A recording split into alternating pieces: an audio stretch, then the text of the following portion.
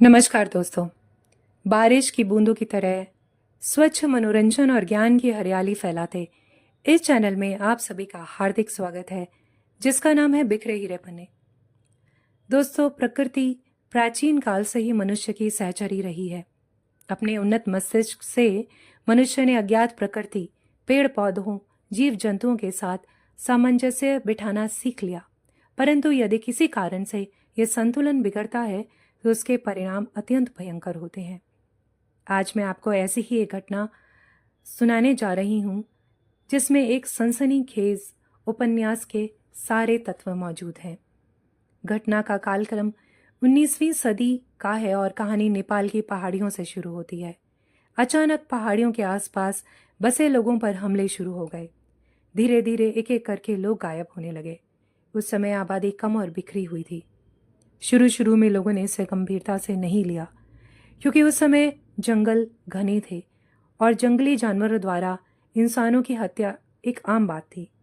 लेकिन जब इंसानों की हत्या का सिलसिला शुरू हुआ और एकदम से यह आंकड़ा 200 तक जा पहुंचा, तो स्थानीय सरकार ने कार्रवाई शुरू की। जंगल की छाया में रहने वाले ग्रामीण निरंतर भय में रहने लगे, क्योंकि उनका जीवन यापन पूरी तरह जंगल पर निर्भर था। अशिक्षित गांव वालों ने यह समझा कि यह किसी प्रेत या चुड़ैल का काम है, जो एक एक करके लोगों की हत्या कर रहा है। जितनी कुशलता से यह हत्याएं हो रही थीं, मैं किसी जानवर का काम नहीं लगता था। वहां नेपाली सेना की तैनाती के बाद पता चला कि यह काम किसी प्रेत या शैतान का नहीं, बल्कि एक आदमखोर बाघिन का है।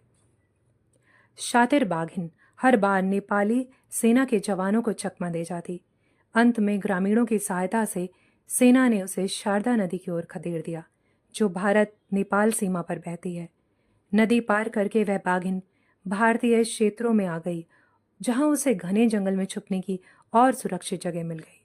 उस बाघिन ने कुमाऊं की पहाड़ियों को अपना बसेरा बनाया और चंपावत को केंद्र बनाकर आसपास के गांव में हमले करने शुरू कर दिए।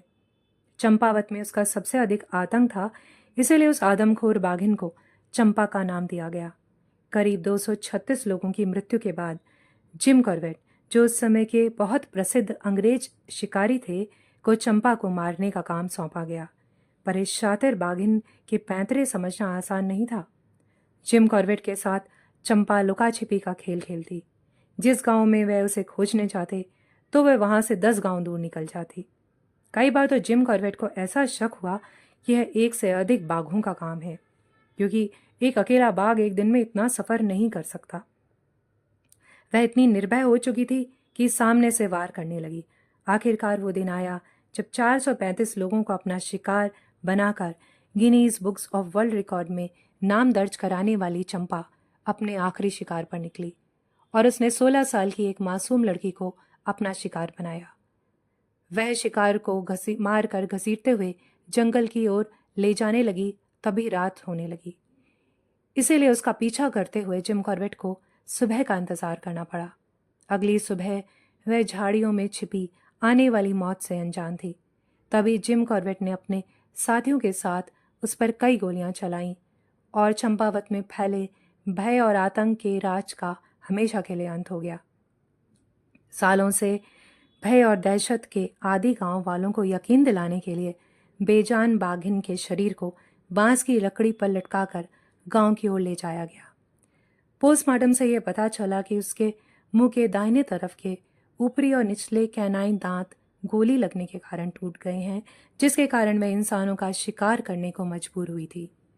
इस घटना के बाद जिम कॉर्बेट का हृदय परिवर्तन हो गया और उन्हें यह महसूस हुआ कि अनियंत्रित इंसानी गतिविधियां के कारण जंगली जानवर और उनके निवास स्थान पर प्रतिकूल असर पड़ता है।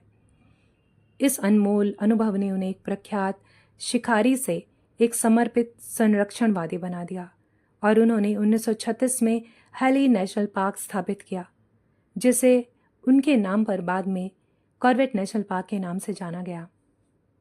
आज लोभी बने मंगल ग्रह पर शोषण के लिए जा पहुंचे मनुष्य को जीव जंतुओं से संतोष की अनमोल शिक्षा लेनी चाहिए।